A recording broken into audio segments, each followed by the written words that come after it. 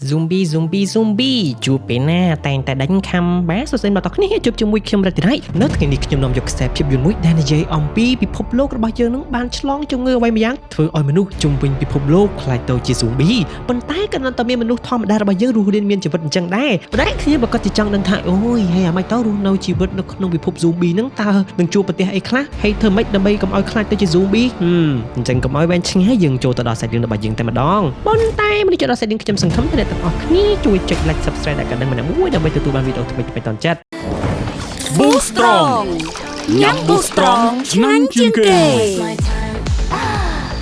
េនឹងដើម្បីយើងដំបូងបង្ហាញឲ្យឃើញទង់ជាតិសហរដ្ឋអាមេរិកអញ្ចឹងដើម្បីមានប្រទេសបានលុះត្រាតែមានប្រជាជនប៉ុន្តែជាក់ស្ដែងសពថ្ងៃនេះពិភពលោកទាំងមូលបានប្រែក្លាយទៅជាអាណាចក្រ zombie ទៅហើយអញ្ចឹងតើណាក៏ឃើញខ្មោច zombie ខំបឺតជញ្ជក់ឈាមហើយឲ្យតែខ្មោច zombie បឺតជញ្ជក់ឈាមហើយយើងនឹងខ្លាចទៅជាខ្មោចដែរប៉ុន្តែមិនមែនមនុស្សទាំងអស់ខ្លាចទៅជា zombie នោះទេមានតួអង្គរបស់យើងម្នាក់ដែលមានឈ្មោះថា Columbus ដែលមានច្បាប់របស់គាត់ផ្ទាល់ខ្លួនគេចពីខ្មោច zombie ទាំងអស់នោះពីព្រោះឃើញស្រាប់ហើយពិភពលោករបស់យើងនោះគឺលក្ខណៈឆេះខ្ទេចខ្ទីផ្ទុះចេញភ្លើងចង់ប្រេះហើយនេះហើយបើសិនជាចង់បន្តរស់ធ្វើជាមនុស្សធម្មតា Columbus របស់យើងគឺគាត់មានច្បាប់របស់គាត់ទី1គឺត្រូវតែមានសមត្ថភាពរត់លឿនបើសិនជារត់យឺតអញ្ចឹង zombie រហូតតែអ្នកមានសាច់ទេអញ្ចឹងបន្ទាប់ពីមេរោគបានលាតត្បាតធ្វើឲ្យមនុស្សខ្លាចទៅជា zombie ភាពរហ័សរហួនរបស់យើងតែមួយគឺមិនអាចគេចផុតនោះទេគឺម្នាក់ត្រូវតែតម្រូវឲ្យមានកំភ្លើងឬមួយក៏អាវុធអ្វីហើយត្រូវចេះប្រើវាឲ្យបានច្បាស់លាស់ឧទាហរណ៍ជាក់ស្ដែងអ្នកមីងម្នាក់គាត់បានបាញ់ចំប៉ូលីសដែលខ្លាចទៅជា zombie បាញ់មួយគ្រាប់អញ្ចឹងគឺមិនងាប់នោះទេដូច្នេះមិនត្រូវឈរមើលឡើយប៉ុន្តែត្រូវបញ្ចប់ដោយការបាញ់គ្រាប់កំភ្លើងឲ្យចំក្បាលអញ្ចឹងឃើញអត់បាញ់អត់តងាប់អញ្ចឹងខ្មោចជញ្ជក់ឈាមហ្នឹងក៏ខំគាត់ដែរទៅបានអញ្ចឹងគាត់ក៏ខ្លាចទៅជាខ្មោចជញ្ជក់ឈាមដែរហើយចំណេះដឹងតាក់ទងនឹង zombie នេះវាចេះទៀតក្រុម zombie ក៏មានភាពវៃឆ្លាតរបស់ពួកគេដែ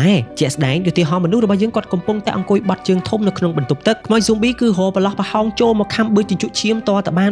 នបែកឈាមបែកអាចពេញនោះអស់ហើយមួយទៀតនៅពេលដែលចំនួន zombie ច្រើនជាងចំនួនប្រជាជនយើងជាមនុស្សធម្មតាគឺត្រូវតែរៀនចេះលះបង់ឃើញទេម្ដាយម្នាក់នេះកូនស្រីរបស់គាត់ទាំងអស់នឹងខ្លាចទៅជា zombie គាត់ក៏ព្យាយាមបើកឡានរត់បាទច្បាប់ហ្នឹងគឺត្រឹមត្រូវហើយប៉ុន្តែក្នុងការបើកឡានមានច្បាប់មួយទៀតគឺច្បាប់ពាក់ខ្សែក្រវ៉ាត់បើអត់ពាក់ឃើញទេមានគ្រោះថ្នាក់ចរាចរណ៍ខ្ទាតចេញពីឡានបែកក្បាលងាប់ដដែលហើយខ្ញុំភ្លេចប្រាប់អ្នកទាំងអស់គ្នាមូលហេតុដែលកើតមានជំងឺ zombie នេះគឺដោយសារតែជំងឺឆ្លងពីសត្វគោមួយក្បាលបាទដែលគោនឹងគាត់មានលក្ខណៈជំងឺឈួតគោអញ្ចឹងណាហើយតាំងតែ2ខែទេគឺវាបានបង្កការរាតត្បាតយ៉ាងសាហាវព្រៃផ្សៃបែបនេះបាទនេះជាអ្វីដែល Columbus របស់យើងនឹងគាត់ប្រាប់ឥឡូវ Columbus របស់យើងគឺគាត់ឈប់ឡានចាក់សាំងហើយគោលបំណងរបស់គាត់គឺធ្វើដំណើរទៅស្រុកកំណើតប៉ុន្តែឃើញស្រាប់ហើយគាត់តែម្នាក់ឯងគឺគាត់ត្រូវតែប្រយ័ត្នកំភ្លើងនៅជាប់ដៃនិយាយទៅ Columbus របស់យើងនឹងគឺជាមនុស្ស introvert សាហាវខ្លាំងណាស់គាត់គ្មានទំនាក់ទំនងជាមួយមនុស្សមិនដែលចេញមកខាងក្រៅហើយគាត់ក៏ជាមនុស្សម្នាក់ទន់ខ្សោយផងដែរប៉ុន្តែដើម្បីអាចរស់បានគឺគាត់ត្រូវតែមានច្បាប់សម្រាប់ខ្លួនឯងបែបនេះអញ្ចឹងឃើញទេមុននឹងគាត់ដើរចូលទៅក្នុងបន្ទប់គាត់មើលមានឈាមនៅលើដៃទ្វារមកសន្ទុះក្រោយមកបាទ zombie ក៏បានចេញពីទ្វារនោះដេញខំគាត់ថារត់គេចវាមាន zombie មួយបន្តដេញគាត់ទៀត Columbus គាត់ព្យាយាមរត់ជារង្វង់ចឹងទៅត្រឡប់មកឡានវិញរកចាក់សោក៏ជុះសោអញ្ចឹងរត់ទៀតពេលរត់មកដល់ឡានម្ដងទៀតក៏ប្រទះឃើញថាទ្វារអត់មានជាប់សោអីផង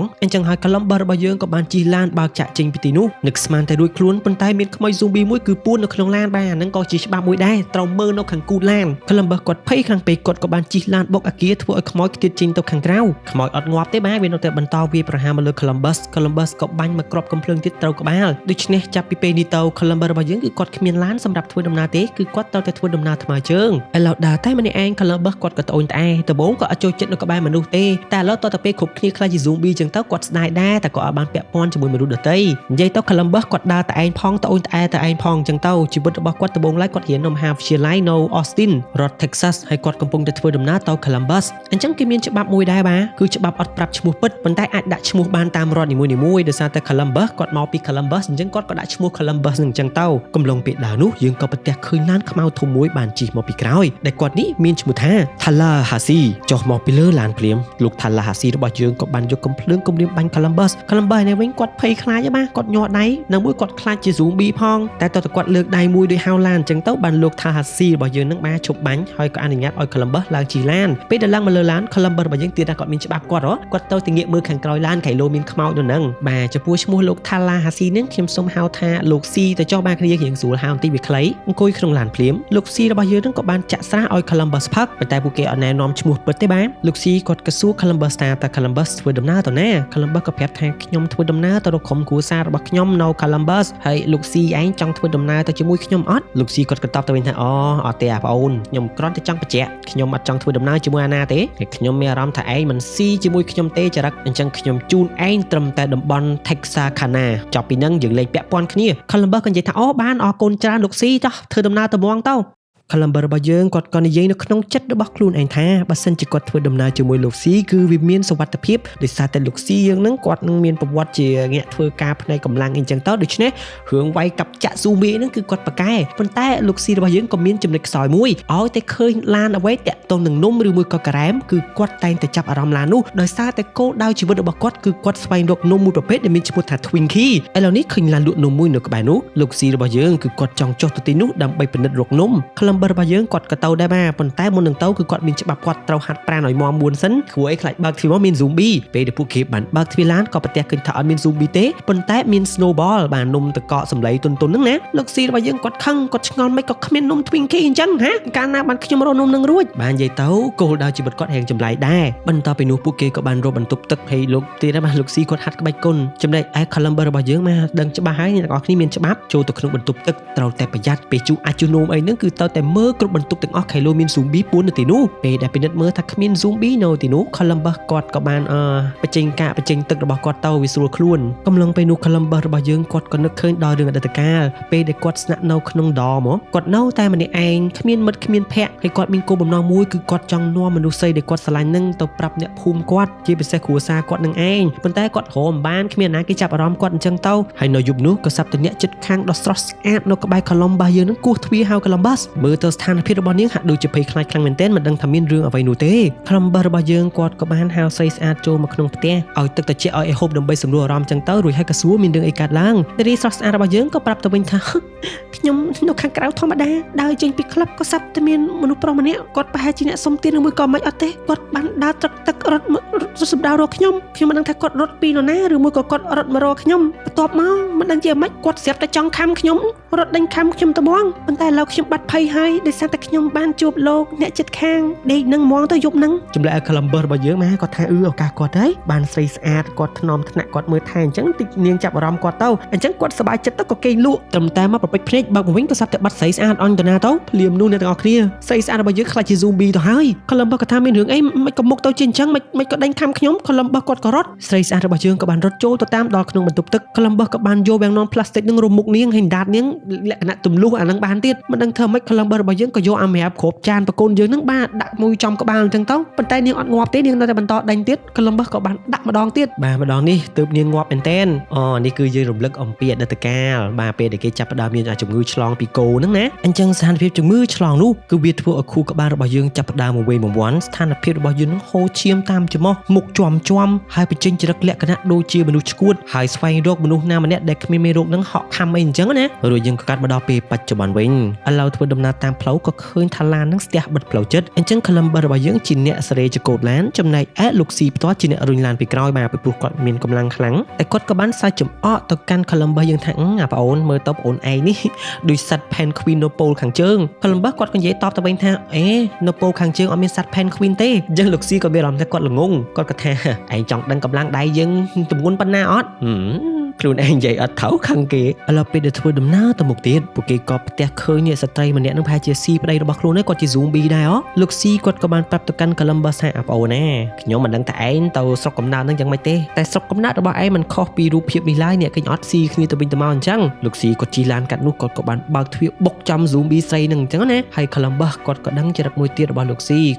ីនោះគឺគាត់ស្អប់ zombie ខ្លាំងមែនទែនលក្ខណៈគោលដៅគាត់គឺតាមប្រមាញ់អញ្ចឹងណាតាមប្រមាញ់ zombie ប៉ុន្តែគឺវាមិនដល់ឥទ្ធិពលដែលគាត់ស្វែងរកនំ Twinkie ទេគាត់មិនដឹងតែធ្វើដំណើរដល់ណាដល់ណីទេដើម្បីស្វែងរកនំនោះហើយមែនបាទពេលដែលឃើញ Supermart មួយលោកស៊ីរបស់យើងគឺគាត់តែបថុយជីវិតចូលទៅមើលនៅក្នុងហាងនឹងមើលខែលោមាននំ Twinkie Columbus គាត់ថាអូយដើម្បីនំនឹងមួយយើងលះបង់ជីវិតអញ្ចឹងតែលោកស៊ីគាត់ប្រាប់នេះជាគោលដៅជីវិតយើងឯងមកជាមួយយើងធ្វើដូចយើងអញ្ចឹងលោកស៊ីរបស់យើងគាត់ក៏បានយកអាវុធបកគលទៅឲ្យ Columbus ឥឡូវដើរចូលមកដល់ក្នុងផ្សារទំនើបលោកស៊ីគាត់លេងភ្លេងអញ្ចឹងទៅក៏ប្រទះឃើញ zombie ចេញមកបាទតែ zombie នៅនេះធាត់ម៉េចក៏មិនខ្លាចដែរបាទវាយមកប្រដាប់លេងភ្លេងពីរដងក៏ងាប់ zombie មួយទៀតហ្នឹងក៏មកពីក្រោយ Columbus Columbus ក៏រត់ដើម្បីឲ្យលោកស៊ីនឹងវាយចំក្បាលងាប់បាត់ទៅហើយនៅមាន zombie មួយទៀតហិតតែមានធំទៀតអញ្ចឹងលោកស៊ីរបស់យើងគឺគាត់យកកត្រៃកាត់ក្បាលតែម្ដងអូយសាហាវណាស់រួចហើយលោកស៊ីរបស់យើងក៏បានដើររុករកមើលផ្សារទាំងមូលនឹងមើលថាមាននំ Twinkie ឬមួយក៏អត់ព្រាមនោះក៏សឹកតែមានស្រីស្អាតម្នាក់បានចេញពីបន្ទប់ Columbus ក៏ថាអូយខ្ញុំឃើញអនាគតគូស្នេហ៍គូជីវិតខ្ញុំម្នាក់ទៀតហើយប៉ុន្តែទឹកមុខរបស់ម្នាក់ស្រីនឹងដូចជាមានទុកអញ្ចឹងនាងក៏បានហៅពួកគេចូលទៅកន្លែងលាក់ខ្លួនតែពេលដែលចូលតាមនឹង Columbus របស់យើងក៏គាត់មានច្បាប់គាត់មួយទៀតដែរគាត់ត្រូវតែមានផ្លូវចេញមកឲ្យស្រួលអញ្ចឹងទ្វារក៏គាត់ត្រូវឲ្យយកអីទប់បើថាមានបញ្ហាអីរត់មកតាមនឹងស្រួលឥឡូវមកដល់កន្លែងលាក់ខ្លួននឹងយើងក៏ប្រទះឃើញថាម្នាក់ស្រីអំបញ្ញមិញនេះគឺគាត់មានប្អូនស្រីរបស់គាត់ដែលប្អូនស្រីរបស់គាត់មានឈ្មោះថា Little Rock បាទយើងហៅថា Rock ទៅចុះចំណែកឯបងស្រីមានឈ្មោះថា Wichitaឥឡូវនេះចូលមកដល់លោកស៊ីរបស់យើងក៏បានប្រាប់ទៅកាន់ Columbus ថាពួកគេទាំងពីរនាក់គឺជាបងប្អូនស្រីនឹងគ្នាប៉ុន្តែប្អូនស្រីនោះប្រហែលជាត្រូវបានខ្មោច zombie ខំបាត់ទៅហើយអញ្ចឹងមិនយូរប៉ុន្មានទេក្មេងស្រីតូចនោះនឹងប្រែក្រឡាខ្លួនទៅជា zombie ដែរហើយប៉ុន្តែចំពោះបងស្រីដែលជា Wichita នេះវិញនាងមិនដឹងថាទៅធ្វើយ៉ាងម៉េចនាងក៏បានពិភាក្សាជាមួយនឹង Columbus រួមជាមួយលោកស៊ីនិយាយទៅគឺត្រូវតែសម្លាប់ប្អូនស្រីរបស់នាងដែលជា Rock នឹងតែម្ដងប៉ុន្តែ Wichita គឺនាងត្អូញត្អែរថានាងមិនអាចធ្វើទៅរួចទេប្អូនរបស់នាងនៅក្មេងណាស់ហើយនៅលើភពផែនដីនេះគឺនាងនៅសល់តែប្អូននាងម្នាក់ប៉ុណ្ណោះហើយ Rock គ្នាក៏ស្អែកពីក្រោយថាអ្នកទាំងអស់គ្នាខ្ញុំលឺណាមិនក៏អ្នកទាំងអស់គ្នានិយាយខ្ញុំលឺអញ្ចឹងក្រោយមក Columbus របស់យើងគាត់ក៏បានទៅព្យាយាមសម្រួលអារម្មណ៍ឲ្យ Rock ប្រាប់ Rock ថាគ្មានពេលសេះសល់យូរទេប៉ុន្តែ Wichita គឺនាងពិបាកអាណាឈរមើលប្អូនរបស់ខ្លួនទៅបានគេបាញ់សម្លាប់នៅចំមុខអញ្ចឹងមកវាមិនស្រួលណាតែ Rock របស់យើងមកក្មេងស្រីក្លាហានហ្នឹងគាត់ក៏និយាយថាមិនអីទេមុននឹងក្រោយគឺខ្ញុំស្លាប់បាត់បង់ស្មារតីដដែលអញ្ចឹងបាញ់សម្លាប់ខ្ញុំមកខ្ញុំអាចទទួលយកបាន Columbus របស់យើងក៏បានបកគលកំភ្លើងឲ្យលោកស៊ីក៏បានកាន់កំភ្លើងនោះបំរុងនឹងបាញ់ក៏សឹកតែ Wichita នាងយំនាងប្រាប់ថាអត់អីទេទុកឲ្យខ្ញុំជាអ្នកធ្វើរឿងនេះផ្ទាល់អញ្ចឹងហើយលោកស៊ីរបស់យើងក៏បកគលកំភ្លើងឲ្យទៅកាន់ Wichita អូ Wichita គាត់កំសត់ណាស់គាត់សុំទោសប្អូនរបស់គាត់ប្រាប់ថាគាត់នឹងស្រឡាញ់ប្អូនគាត់លោកស៊ីក៏ប្រាប់ថាលើពិបាកទុកឲ្យខ្ញុំជាអ្នកធ្វើតោះហើយបាសសក់អ្នកទាំងអស់គ្នាអើយតាមពិតគឺជាល្បិចរបស់ Wichita រួមជាមួយនឹង Rock សោះពួកគេទាំងពីរនាក់ហ្នឹងគឺជាអ្នកឆោបោកឥឡូវ Wichita ក៏បានយកកំភ្លើងបាញ់គំរាមទៅកាន់លោកស៊ី Rock របស់យើងក៏បានយកកូនកំភ្លើងចេញពីហោប៉ៅរបស់លោកស៊ីទៀត Columbus គាត់ដឹងភ្ញាក់ឲ្យពើគាត់ថានារីក្នុងក្តីសុបិនរបស់គាត់មិនក៏ធ្វើអញ្ចឹង Wichita ក៏ថាយើងបោកពួកឯងប្រសើរជាងពួកឯងនៅបោកយើងអនាគតដឹងស្រាប់ហើយក្នុងពិភពលោកនេះគឺធ្វើយ៉ាងណាក៏ដោយឲ្យតែរស់នៅតែឯងបានអញ្ចឹង Wichita ក៏បានយកឡានកំភ្លើងរួមជាមួយរបស់របរផ្សេងទៀតនៅក្នុងឡានរបស់លោកស៊ីនឹងធ្វើដំណើរចាក់ចេញពីទីនោះហើយបន្តដំណើររបស់នាងដែរ Columbus រួមជាមួយលោកស៊ីផ្ទាល់ពួកគេត្រូវបង្ខំចិត្តធ្វើដំណើរថ្មើរជើងឥឡូវនៅក្នុងឡាន Rock របស់យើងគឺត្អូញត្អែរប្រាប់បងរបស់នាងនឹងចង់ងូតទឹកប៉ុន្តែ Wichita ហាមដាច់ខាតនិយាយពាក្យងូតទឹកព្រោះឯងដឹងស្រាប់ហើយដំណើររបស់ពួកគេនឹងគឺគេចពី zombie ហើយទៅរកកន្លែងដែលគ្មាន zombie អញ្ចឹង Rock ក៏សួរថាតើសួនក្មេងលេងដែលមានឈ្មោះថា Pacific Playland នឹងអត់មាន zombie មែនឬបង Wichita ក៏ប្រាប់ថាហ្នឹងហើយនេះជាគោលដៅរបស់យើងឥឡូវយើងកំពុងតែធ្វើដំណើរទៅទីនោះបើនិយាយដល់បរិះដែលត្រូវបានគេបោកទាំងពីរនាក់នេះវិញឥឡូវពួកគេធ្វើដំណើរចូលមកទីប្រជុំជនរំពឹងក្រែងក្លោប្រទះឃើញឡានឬមួយក៏របស់របរប្រើប្រាស់របស់ហូបចុកអីអញ្ចឹងណាប៉ុន្តែលោកស៊ីរបស់យើងផ្ទាល់នឹងគឺគាត់ខឹងណាស់ពេលដែលគេបោកគាត់អញ្ចឹងគាត់ឃើញឡាននៅក្បែរនោះគាត់ក៏បានឡើងកំទេចឡានឡើងវាយឡានអញ្ចឹងទៅដើម្បីឲ្យអារម្មណ៍របស់គាត់ធូរបញ្ចេញកំហឹងចាប់បន្តទៅមុខទៀតក៏ប្រទះឃើញឡានពណ៌លឿងធំខ្លាំងមែនទែនសំណាងណាស់អ្នកទាំងអស់គ្នាអើយប៉ុន្តែពួកគេខ្លាចនៅក្នុងឡានមានម្ចាស់ឬមួយក៏មាន zombie ពេលដែលបើកមើលក៏ប្រទះឃើញនៅឡានហ្នឹងសល់តែដៃ Columbus របស់យើងក៏ពិនិត្យមើលខាងក្រោយគេលើមាន zombie ពួនប៉ុន្តែអត់ទេបាទវាគឺជាស្បោងអាវុធអូត្រូវប៉ាន់តែម្ដងលោកស៊ីរបស់យើងអូបានកំភ្លើងបានអាវុធនិយាយពីថាគាត់យកទៅបាញ់អបអស្នាតោសប្បាយចិត្តឆ្អែតឆ្អន់ពួកគេក៏បន្តដំណើរទៅមុខទៀតក្នុងដំណើរនោះលោកស៊ីរបស់យើងគាត់មានគំនុំចង់សងសឹកប៉ុន្តែ Columbus នឹងលើកទឹកចិត្តថាមិនបាច់សងសឹកទេគេប្រាប់ថាបើយើងសងសឹកយើងត្រូវជីកភ្នូរសក់មួយសម្រាប់ខ្លួនឯងដែរអញ្ចឹងយើងមិនបាច់ខ្វាយខ្វល់ពីក្មេងស្រីទាំងពីរនាក់នោះទេណោះសំខាន់ទៅផ្ទះរបស់ខ្ញុំឮសូរពាក្យផ្ទះលោកស៊ីរបស់យើងគាត់ក៏បដូរទឹកមុខហើយគាត់ក៏រំលឹកនៅផ្ទះរបស់គាត់គឺមានឆ្កែរបស់គាត់គូឲ្យស្រឡាញ់មានឈ្មោះថាបាក់ប៉ុន្តែគាត់សោកស្ដាយណាស់ដោយសារតែឆ្កែរបស់គាត់ត្រូវបាន zombie សម្លាប់ហើយគាត់ក៏មានគោលបំណងក្នុងការស្វែងរកផ្ទះដែរប៉ុន្តែឥឡូវគាត់រកអានំ Twinkie នឹងសិនធ្វើដំណើរទៅមុខទៀតអ្នកទាំងអស់គ្នាហើយក៏ប្រទះឃើញឡានដែលត្រូវបាន Wichita រួមជាមួយ Little Rock យើងនឹងលួចប៉ុន្តែឡាននោះត្រូវបានគេចតកណ្ដាលផ្លូវហើយសរសេរពាក្យថាជួយឃើញបែបនេះលោកស៊ីរបស់យើងគាត់រៀងចង់សងសឹកដែរគាត់ក៏បានកាន់កំភ្លើងហើយបញ្ជាឲ្យ Columbus នៅក្នុងឡានតែពេលដែលគាត់ដើរមកពិនិត្យឡានក៏ប្រទះឃើញអញបាត់ Wichita រួមជាមួយនឹងក្មេងស្រី Rock នឹងទៅណាទៅគាត់ឃើញថាគ្មានបញ្ហាអ្វីគាត់ក៏សម្រេចចិត្តដើរត្រឡប់មកឡានវិញពេលដែលឡើងមកលើឡានលោកហើយតាមពិត Rock នេះបានលួចចូលឡានបាញ់គំរាម Columbus រួមជាមួយនឹងលោកស៊ីបាត់ទៅហើយលោកស៊ីក៏ថាងាប់ហើយឲ្យក្មេងគំរាម Columbus គាត់ក៏តបទៅវិញថាធ្វើម៉េចបើក្មេងគាត់មានកំភ្លើងលោកស៊ីគាត់ធ្វើជាមិនខ្លាច Rock របស់យើងក៏បាញ់កំភ្លើងគំរាមលោកស៊ីក៏ថាអូយស្អីយកកំភ្លើងយកទៅនេះខ្ញុំឲ្យបន្តមក Rock ក៏បានបញ្ជាពួកគេនឹងស៊ីផ្លេឡានគ្រាន់តែស៊ីផ្លេឡានភ្លាមយើងក៏ប្រទះឃើញ Wichita ជាតាបាទបង្ហាញខ្លួនគេពូនៅក្រោយច្បើងនេះជាចុងក្រោយបាទលោកស៊ីរួមជាមួយ Columbus ត្រូវគេបោកដដែលហើយអ្នកដដែលបោកទៀតក្នុងដំណើរជិះឡានចាក់ចេញពីទីនោះយើងក៏រំលឹកដល់ប្រវត្តិរបស់វិជ្ជតារួមជាមួយនឹង Little Rock របស់យើងបន្តិចអញ្ចឹងវិជ្ជតារបស់យើងមកពេលដែលអត់ទាន់មាន zombie វិជ្ជតាគាត់មានឡានថ្លៃរបស់គាត់មួយបាទគាត់អោនចុះអោនឡើងធីងចុះធីងឡើងដើម្បីស្វែងរកចិញ្ចៀនរបស់គាត់អញ្ចឹងហើយបាទអ្នកធ្វើការនៅក្នុងហាងក្បែរនោះឃើញស្រីស្អាត sexy កំពុងតែរកចិញ្ចៀនអញ្ចឹងគាត់ក៏ចង់មកជួយវិជ្ជតាក៏សម្ដែងថានោះគឺជាចិញ្ចៀនភ្ជាប់ពីរបស់ខ្ញុំចិញ្ចៀននោះជាចិញ្ចៀនពេជ្រមានតម្លៃណាស់តែខ្ញុំត្រូវប្រញាប់ឡើងយន្តហោះឥឡូវធ្វើយ៉ាងម៉េចតោះអ្នកធ្វើការក៏ថាមិនអីទេអ្នកនាងខ្ញុំជួយបានឲ្យលេខទូរស័ព្ទមកចាំខ្ញុំរកឃើញចាំខ្ញុំផ្ញើឲ្យអ្នកនាងវិជ្ជតាក៏បានបកគលនាមមកបានអ្នកធ្វើការនឹងក៏និយាយថាខ្ញុំមានគូតដឹងតែបន្តិចទៀតផ្ដាច់ពីអើយអ្នកនាងចាប់អារម្មណ៍ខ្ញុំមិនអីទេចាំខ្ញុំរកជាតិបានខ្ញុំតាក់តងទៅអ្នកនាងតែតាមពិតទៅបាទគឺជាល្បិចរបស់វិជ្ជតាទេ rock របស់យើងគឺដើរមកកន្លែងនឹងដដែលក៏រើសបានចិញ្ចៀនបុរសនឹងគាត់ក៏បានមកដណ្ដើមចិញ្ចៀននឹងពី rock របស់យើងហើយប្រាប់ថាជាចិញ្ចៀនមិត្តភក្តិរបស់គាត់ប៉ុន្តែ rock ថាអីចិញ្ចៀននេះមានតម្លៃដែរបើខ្ញុំរើសបានឲ្យលុយខ្ញុំខ្លះមកទៅហើយបាទមែនអាប៉ែនឹងគាត់ឲ្យលុយរហូតដល់$400ដើម្បីចិញ្ចៀនពេជ្រមួយវងនោះហើយពេលដែលបានលុយហ្នឹង rock របស់យើងនឹងក៏យកលុយនឹងឲ្យបងរបស់ខ្លួនទៅឲ្យចិញ្ចៀនកន្លែងហ្នឹងហើយមើលនេះបាទនៅមានចិញ្ចៀននឹងជាច្រើនផ្សេងទៀតអញ្ចឹងពីអ្នកបងប្អូនហ្នឹងគឺរកស៊ីបោកតែម្ដងដូច្នេះនៅលើឡានបាទ Columbus របស់យើងរួមជាមួយនឹង C ហ្នឹងយ៉ាងសំណាងដែរបើតាមធម្មតាអីវិជ្ជតារួមជាមួយនឹង Rock ឯងបដិញពួកគេចេញពីលើឡានតែឥឡូវបាទពីអ្នកបងប្អូនហ្នឹងអនុញ្ញាតឲ្យពួកគេទាំងពីរហ្នឹងជិះទៅជាមួយដែរកំឡុងពីនោះជាឱកាសល្អ C របស់យើងហ្នឹងក៏បានប្រើកំភ្លើងហ្នឹងគំរាមទៅកាន់ Rock វិញតែវិជ្ជតារបស់យើងក៏បានកាន់កំភ្លើងគំរាមទៅកាន់លោក C វិញមិនចេះតើឃើញបែបនេះ Columbus របស់យើងហ្នឹងគាត់ក៏ខឹងគាត់ក៏ថាអាម៉េចអ្នកទាំងអស់គ្នាហ្នឹងកំពុងតែមានគ្រោះថ្នាក់ចិត្តងាប់ចិត្តហួសទាំងអស់គ្នានៅតែឆ្លោះគ្នារឿងនេះរឿងនោះហើយមិនធ្វើដំណើរជាមួយគ្នាតើអាម៉េចផ្ដោតសំខាន់លើគោលដៅរៀងខ្លួនទៅបាទសម្ដីដូចរៀងចាក់ដោតអញ្ចឹងលោកស៊ីក៏និយាយថាបានខ្ញុំជាអ្នកដាក់កំភ្លើងចុះមុនទៅចុះធ្វើជាចាស់ទុំ Columbus គាត់ក៏សួរហ្មងទៅថាអ្នកទាំងពីរធ្វើដំណើរទៅណា Rock របស់យើងក៏ប្រាប់ថាខ្ញុំធ្វើដំណើរទៅកាន់ Pacific Playland កន្លែងនោះគឺជាកន្លែងដែលគ្មាន zombie ប៉ុន្តែលោកស៊ីថាគ្មាន zombie ហ្មងតែវិជ្ជតានាងក៏ស្រែកថាអញ្ចឹងពួកគេក៏យល់លោកស៊ីក៏ថាកន្លែងហ្នឹងហើយសប្បាយអស់ចាអត់មាន zombie បាទអញ្ចឹងយើងក៏ដឹងភ្លាមវិជ្ជតារបស់យើងគឺនាងចង់នាំប្អូនរបស់នាងទៅសប្បាយជាលើកចុងក្រោយពីព្រោះនៅកន្លែងណាក៏មាន zombie ដែរឲ្យតែមានប្រជាជនវិជ្ជតាក៏ថាឥឡូវថ្លង់ណាយើងលេងហ្គេមស្ងាត់ទេតែ Columbus គាត់អត់បានគាត់ក៏សួរថាអ្នកនាងវិជ្ជតាស្គាល់ Columbus អត់វិជ្ជតាក៏ថាលេងហ្គេមស្ងាត់បើចង់សួរគេប្រាប់ Columbus អាលីអឡុតអស់ហើយគ្មានមនុស្សរស់នៅទេកន្លែងនោះបន្ទាប់មកលោកស៊ីនឹងគាត់ក៏បានគោះប្រាប់វិជ្ជតាគាត់បញ្យល់ប្រាប់ថា Columbus ទៅរកគ្រួសាររបស់ខ្លួននៅ Columbus នឹងផ្ទាល់ទៅពេលនាងជ្រុលមកនិយាយអញ្ចឹងនាងក៏សុំទោសទៅបាទតែមិនដឹងមិនមកទេនាងក៏សន្និដ្ឋានថាប្រហែលជាអាចនៅមានមនុស្សមានជីវិតតែ Columbus គាត់ក៏បង្ហាញទឹកមុខអត់មានគ្រួសារទេបាទឥឡូវថាត្រឡប់ទៅវិញទៅរកគ្រួសារឥឡូវគេនិយាយអញ្ចឹងហើយមិនទៅវិជ្ជតាក៏និយាយថាមិនអីទេចាំខ្ញុំជូនលោកទៅ Columbus ហើយទៅដល់ទីនោះលោករកផ្ទះនៅរកអីដូចខ្លួនឯងទៅហើយពួកយើងចែកផ្លូវគ្នាត្រឹមតែប៉ុណ្ណឹងនៅពេលយប់ពេលដែលលោកស៊ីរួមជាមួយនឹង Rock របស់យើងគេងលក់វិជ្ជតានាងក៏សារភាពថាតាមពិតពាក្យដែលនាងនាំប្អូនរបស់នាងទៅសួនកំសាន្តហ្នឹងគឺជារឿងដ៏ជគួតបំផុតមែនក៏ហក់ប្អូននាងថាអត់មាន zombie អញ្ចឹងណាប៉ុន្តែនាងចង់ឲ្យប្អូនរបស់នាងមានអារម្មណ៍សប្បាយដែរពីព្រោះនាងអត់បានមានជីវិតដូចជាក្មេងដទៃហោចណាស់ក៏នាងអាចទៅលេងសួនកំសាន្តបានដូចជាក្មេងដទៃដែរបាននិយាយទៅវិជ្ជតារបស់យើងជាជនឆក់បោកមែនប៉ុន្តែឃើញអត់ក៏មានចំណុចល្អនៅក្នុងខ្លួនរបស់វិជ្ជតាដែ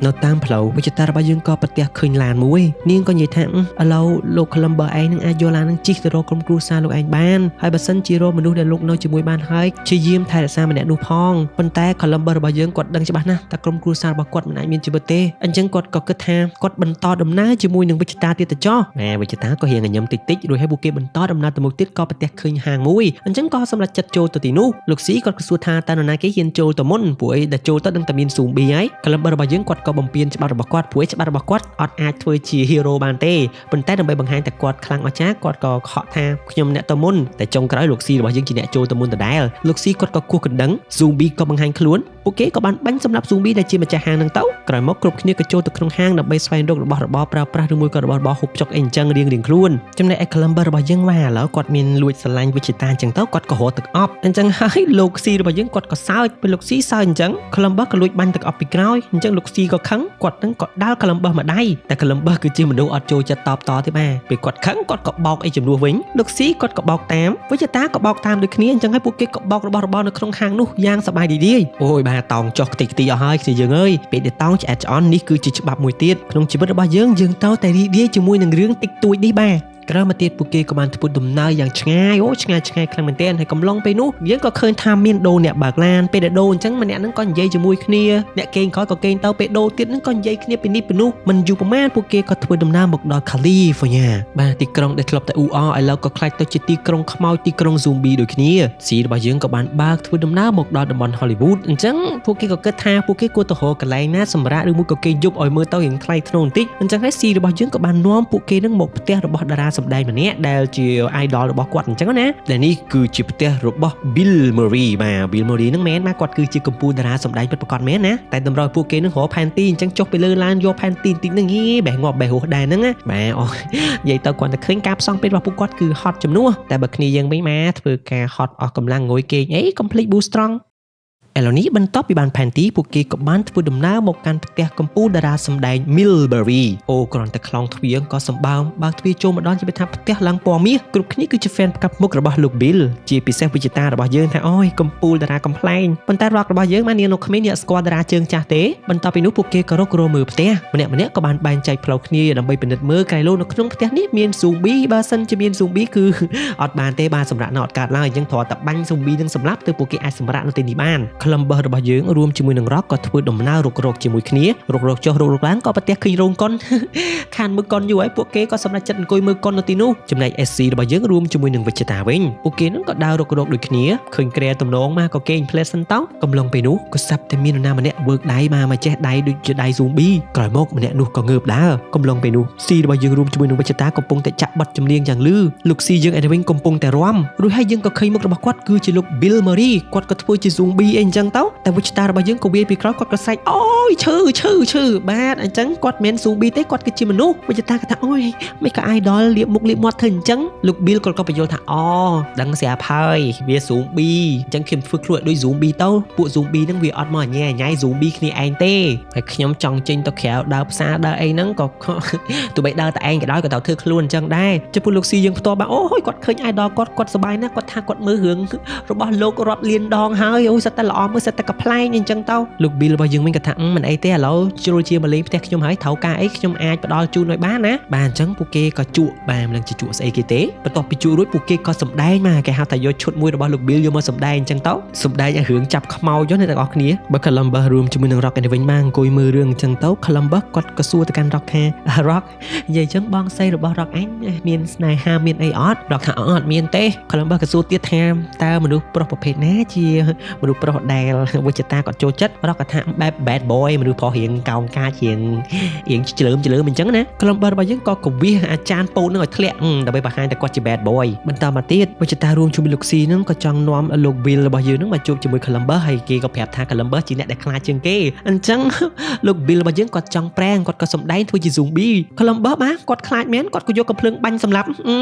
់ឃើញទេបាទគេហៅថាកុំឲ្យប្រេងខុសរបៀបគឺអញ្ចឹងឥឡូវមិនដឹងធ្វើម៉េចបាទបើបាញ់ចូលជាស្លាប់ទៅហើយពួកគេក៏សម្រេចចិត្តរៀបចំជាពិធីបុណ្យមួយគេហៅថាបង្ហាញពីការគោរពទៅកាន់សាកសពរបស់លោក Bill អញ្ចឹងទៅពួកគេក៏បាញ់កំភ្លើងរួចហើយនឹងក៏រុំសាកសពរបស់គាត់ជាមួយកំណាត់តម្លាក់ទៅក្នុងដីលុះដល់ពេលយប់ពួកគេក៏បានលេងហ្គេមសួរសំណួរគ្នាទៅវិញទៅមកអញ្ចឹងក៏មានសំណួរមួយនឹងសួរថាតើអ្វីជារឿងល្អបំផុតទាក់ទងនឹង Zombieland Columbus គាត់ក៏ឆ្លើយថាអត់មាន update status នៅលើ Facebook បាទនឹងចំនួន Facebook ហ្នឹងកាលមុនណាតែគេក៏សួរថារឿងដ៏អាក្រក់បំផុតនៅ Zombieland នេះលោក C របស់យើងគាត់ក៏ឆ្លើយថារឿងដែលអាក្រក់បំផុតទាក់ទងនឹងរឿង Zombie នេះគឺ Bob បានបាត់បង់ជីវិត Columbus គាត់ថាអូ Bob នឹងគឺជាឆ្កែរបស់លោក C គាត់ប្រាប់ខ្ញុំអញ្ចឹងប៉ុន្តែការពិតមិនមែនអញ្ចឹងទេអ្នកទាំងអស់គ្នាលោក C គាត់ក៏សារភាពតាមពិត Bob នឹងគឺជាកូនប្រុសរបស់គាត់និយាយដល់រឿងកូនរបស់គាត់អញ្ចឹងគាត់ក៏យំអញ្ចឹងហើយ Columbus ក៏យល់ថាឃើញអត់ Columbus គាត់គិតថាជីវិតរបស់គាត់នឹងកំពុងតែរត់ចាកចេញពីបញ្ហាអីអញ្ចឹងទៅហើយគាត់គិតថាលោក C អត់មានបញ្ហាទេតែជាក់ស្ដែងលោក C ក៏គាត់រត់ចេញពីបញ្ហារបស់គាត់ដែរបញ្ហាដែលគាត់មិនអាចទទួលយកបានលោក C គាត់ក៏សម័យឃើញកូនរបស់គាត់បា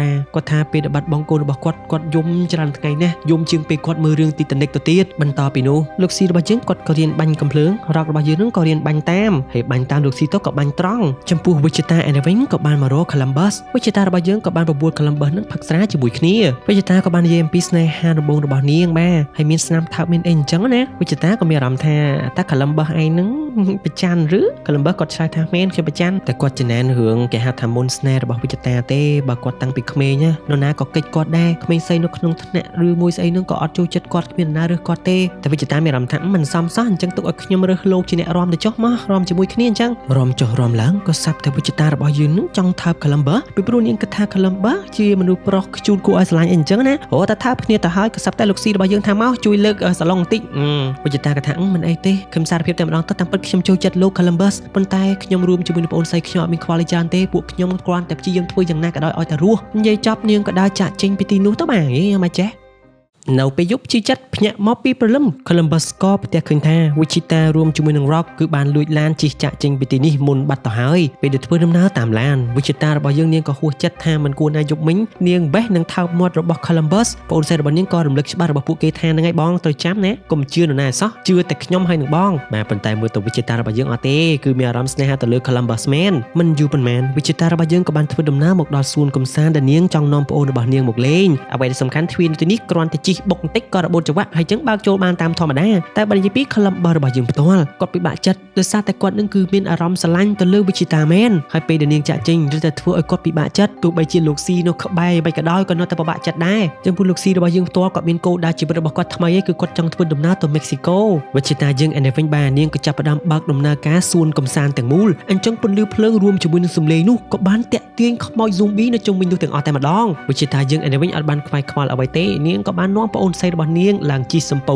ចោលសមុទ្រខ្មោចជុំវិញគ្រប់ទិសគ្រប់ទីកំពុងតែធ្វើដំណើរមកដល់ទីតាំងនោះហើយវិជ្ជតារួមជាមួយនឹង Rock ក៏ប្រទះឃើញ zombie ទាំងអស់នោះចាប់ផ្ដើមភ័យវិញណាសប្បាយខ្លាចទៅជាទុកប៉ុន្តែ Columbus របស់យើងឥឡូវវិញបាទគឺគាត់សុកចិត្តទៅតាមវិជ្ជតារួមជាមួយនឹង Rock ទោះបីជាលោកស៊ីរបស់យើងបញ្យល់យ៉ាងម៉េចក៏ដោយក៏ Columbus គាត់អត់ស្ដាប់ដែរបើខាងវិជ្ជតាឥឡូវវិញខំឡើងឡានដើម្បីបើករត់ចាក់ចេញពីទីនោះប៉ុន្តែក៏ត្រូវបានខ្មោចទាំងអស់កំទេចឡានបំបែកកញ្ចក់របស់ពួកគេវិជ្ជតាក៏ព្យាយាមបើកចាក់ចេញពីទីនោះប៉ុន្តែខ្មោចរុំឡានចិត្តបែបនេះនាងក៏សម្រេចចិត្តឲ្យប្អូននាងរួមជាមួយនឹងនាងហក់ចុះពីលើឡានឥឡូវឡានក៏លើកទឹកពួកគេក៏បន្តរត់ទៅមុខទៀតជំរឿនរបស់ពួកគេគឺឡើងជិះអាតូងហោះឡើងទៅខាងលើ Columbus យើងឯនេះវិញក៏បានលាជាមួយលោកស៊ីជាលើកចុងក្រោយប៉ុន្តែមើលទៅលោកស៊ីដូចអត់ចង់និយាយពាក្យលាមិនទេហើយតើឃើញ Columbus គាត់ជិះម៉ូតូលយខ្លាំងណាស់តែបែរជាចូលគុំព្រៃលោកស៊ីរបស់យើងក៏សម្រេចចិត្តថាម៉ោះទៅរកស្នេហារបស់ឯងក៏បានដែរបងអូនចំពោះតូងហោះឯនេះវិញបាទពេលដែលជិះឡើងទៅខាងលើអញ្ចឹងទៅវាក៏ធ្លាក់ចុះមកវិញយឺតពេលដែលមកដល់ខាងក្រោមខ្មោចក៏បានចាប់ជើងរបស់ពួកគេបន្ទាប់មកវាក៏ហោះឡើងទៅលើវិញតូងក៏ធ្លាក់ចុះមកម្ដងទៀតបាទមកលើនេះដឹងតែចប់ហើយដូច្នេះពីអ្នកបងប្អូនក៏សម្រេចចិត្តបាញ់ឲ្យខូចអាប៊ូតុងបញ្ជានោះអញ្ចឹងពួកគេក៏នៅជាប់គាំងតែសំណាងល្អ Columbus របស់យើងរួមជាមួយលោកស៊ីក៏បានជិះឡានចូលមកទីនោះបើកបុកខ្មោចពេញហ្នឹងមកដល់ចំណុចនេះវិជ្ជតារបស់យើងក៏និយាយថាប្អូនស្រីប្រហែលជាពួកយើងត្រូវរៀនប្រើពាក្យសុំទោសហើយណាយើងខុសញឹកណាប៉ុន្តែ Columbus របស់យើងគាត់ឃើញឡានលិចទឹកគាត់ស្មានតែពួកគេលងទឹកអីអញ្ចឹងណានេះវិជ្ជតារួមជាមួយនឹង Rock ខំស្រែកពួកខ្ញុំនៅនេះតើអញ្ចឹងក៏ញឹមវិញចំពោះលោកស៊ីយើងឯនេះវិញគាត់ក៏បានប្រើកាផ្លេឡានឬសូពីតអញ្ចឹងទៅខ្មោចក៏បានរុំពាត់គាត់ក៏បានបើកការបាញ់រះរួចហើយក៏ឡើងជិះលើអាស្អីគេយន្តហោះនេះបាញ់បន្តពីនឹងទៀត Columbus ឯនេះវិញធ្វើដំណើរទៅជួយស្នេហារបស់គាត់ប៉ុន្តែជួបខ្មោចអញ្ចឹងគាត់ក៏សម្រេចចិត្តចូលទៅក្នុងអាផ្ទះខ្មោចលងនៅទីនោះរត់ទៅស្ងាត់ទៀតតែ Columbus បាញ់ត្រូវខ្មោចបាទរត់រួចខ្លួនវិជ្ជតាឯនេះវិញនាងស្មានតែរួចខ្លួនខ្មោចនឹងក៏វាចេះឡើងតាមកម្មចដាក៏ភ្លើងក៏វាអស់គ្រាប់ហើយលោកស៊ីរបស់យើងឯនេះវិញកំពុងតែរវល់បាញ់តទល់ជាមួយនឹងខ្មោចយ៉ាងច្រើនផ្សេងទៀត Columbus របស់យើងឯនេះវិញកំពុងតែព្យាយាមរកផ្លូវរត់ចាក់ចេញពីទីនោះប៉ុន្តែក៏ត្រូវខ្មោចមួយនឹងហក់កន្ទ្រុបបាទអញ្ចឹងគាត់ក៏តទល់វាយឈ្នះបើសិនជាហ៊ានតែមុតជាកូនរបស់ខ្មោចចាប់ហើយលោកស៊ីយើងឯនេះវិញគាត់ក៏បានរត់ចូលមកក្នុងហាងមួយហើយបិទទ្វារជិតខ្មោចក៏រុំពាត់គាត់ក៏បន្តបើកការបាញ់វាយប្រហារយ៉ាងសាហាវតែខ្មោចខ្លះក៏វាយទម្លុះទ្វារកញ្ចក់ខ្មោចខ្លះទៀតក៏ព្យាយាមហែកទ្វារចូលមកខ្មោចឡើងតូងនេះកំពុងតែព្យាយាមខំជើងរបស់វិជ្ជតា Columbus របស់យើងកំពុងតែរត់មកជួយស្នេហារបស់ខ្លួនបញ្ឆោតឲ្យខ្មោចនឹងបាទបុកជាមួយនឹងអាតូងហោះនឹងអញ្ចឹងទៅការតស៊ូរបស់ពួកគេទទួលបានជោគជ័យលោកស៊ីរបស់យើងនឹងក៏សម្លាប់ខ្មោចទាំងអស់បាន Columbus ក៏អាចមកជួយវិជ្ជតាបានប៉ុន្តែវាមានខ្មោចខ្លោននៅក្រោមហ្នឹងលើកនេះ Columbus គាត់លែងខ្លាចហើយដើម្បីមនុស្សដែលខ្លួនស្រឡាញ់គាត់ក៏បានព្យាយាមវាយតទល់ជាមួយនឹងខ្មោចខ្លោននោះទទួលបានជោគជ័យចំណែកឯអាខ្មោចឡើងទៅលើតូងនឹងបាទរនៅខំជើងរបស់ Rock ទៅហើយ Columbus គាត់ចុចប៊ូតុងមកក៏ទម្លាក់ខ្មោចនោះចុះមកខាងក្រោមអញ្ចឹងឥឡូវនេះគ្រប់គ្នាក៏មានសុវត្ថិភាព Columbus ក៏បានជួបជាមួយនឹងស្នេហារបស់គាត់វិញវិជ្ជតារបស់យើងក៏បានអោប Columbus ហើយនាងក៏ប្រាប់ឈ្មោះពិតរបស់នាងថានាងមានឈ្មោះថា Krista បន្ទាប់មកពួកគេទាំងពីរនាក់ក៏ថើបគ្នាអូយ Rock របស់យើងមានអារម្មណ៍ថាអ៊ីវពេលដែលដើរមកឡានក៏សាប់តែបាត់លោកស៊ីយើងឲ្យឈឹងអញ្ចឹង Columbus របស់យើងក៏ទៅរកលោកស៊ីគាត់ចូលមកក្នុងហាងលក់នំមួយមក ដើម្បីរកអា Twinkie របស់គាត់ប៉ុន្តែគាត់រកមិនឃើញភ្លាមនោះសំឡេងអ្វីម្យ៉ាងក៏បន្លឺឡើង Columbus ក៏បានបាញ់កំភ្លើងពេលដែលបើកទ្វារចេញមកក៏ប្រទះឃើញកណ្ដុរបាទតោះហើយអ្នកទាំងអស់គ្នាអាឡាំងនំ Twinkie ហ្នឹងគឺត្រូវបានកណ្ដុរនឹងហែកស៊ីបន្តមកទៀតក៏ស្រាប់តែ Wichita របស់យើងបានបើកឡានចាក់ចេញពីទីនោះ Columbus ក៏ថា No កុំបាទប្រេងសោះគ្នាបើកឡានមកចាំសោះហ្នឹងណាចំណែក Rock របស់យើងវិញក៏បានបោះនំ Twinkie ហ្នឹងឲ្យទៅកាន់លោកស៊ីយើងអូយបាននំឲ្យគាត់ឡើងចង់យំគាត់ក៏ហែកនំនោះហូបអូយឆ្ងាញ់ខ្លាំងណាស់អញ្ចឹងហើយពួកគេក៏បន្តដំណើរជីវិតរបស់ពួកគេនៅលើទឹកដីខ្មោច Zombie នឹងទៀតហើយរឿងរបស់យើងក៏ដល់ទីបញ្ចប់ត្រឹមតែប៉ុណ្ណេះបើនិយាយទៅរឿងនេះគឺមានភាគ2អ្នកទាំងអស់គ្នាក៏ចង់ដឹងថាតើដំណើរផ្សងព្រេងរបស់ពួកគេទាំងអស់នៅវគ្គ2ហ្នឹងគឺជាអ្វីទៅវិញទៅណោះ យើងមានតែចាំតាមដានទាំងអស់គ្នាអរគុណចំពោះការទស្សនារបស់គ្នាយើងតាំងពីដើមរហូតដល់ចប់ប៉ុន្តែកុំភ្លេចចុច like subscribe ដាក់កណ្ដឹងម្នាក់មួយផងដើម្បីទទួលបានវីដេអូថ្មីៗតន់ចិត្តដូច្នេះខ្ញុំរត់សូមអរគុណសូមជម្រាបលា